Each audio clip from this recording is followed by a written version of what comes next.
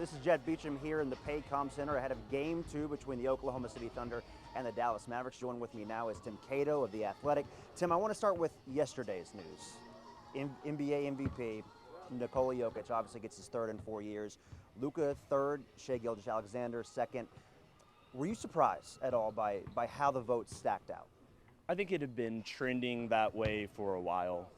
It looked clear that Luka made such a good case as he, as the Mavericks and he came on late. But, there had been a lot of focus around Jokic, who I think is a very deserving MVP.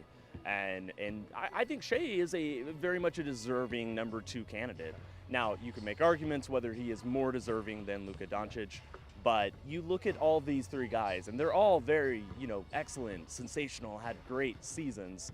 And I do think that it kind of looked like it was headed this way. And if Luka's surge had come a little sooner, the narratives had swirled a little bit differently. Maybe we'd be looking at a different ranking. But I don't think there's any shame in being one of the top 3 best players alive. Well, and of course, focus now into Game 2, talking a little bit more about Luka. Obviously, we have seen that right knee sprain. He is definitely hindered. I mean, there's no doubt about it.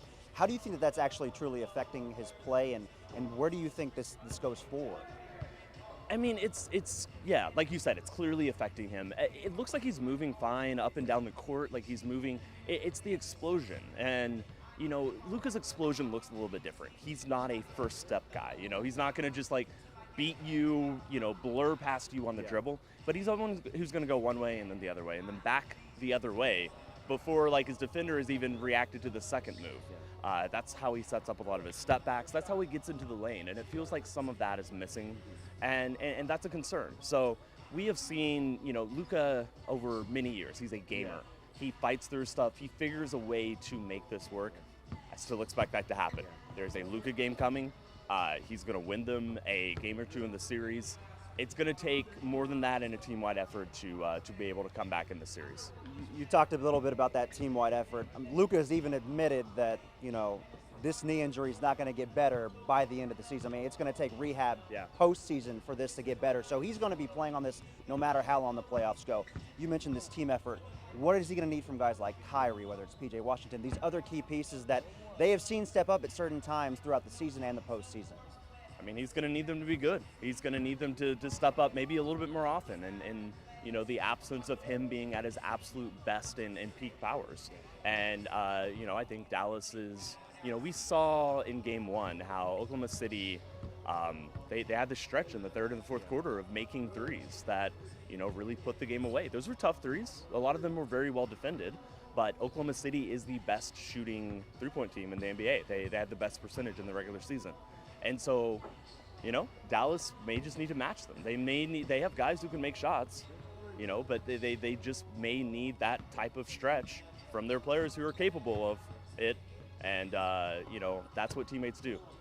And you talked a little about, obviously, OKC's also a team that forced the most turnovers in the regular season. It's a team that's obviously uses that speed as opposed to the size. Now, the Dallas Mavericks have that size advantage. We didn't see that in Game 1, though. OKC out-rebounded Dallas 52-39.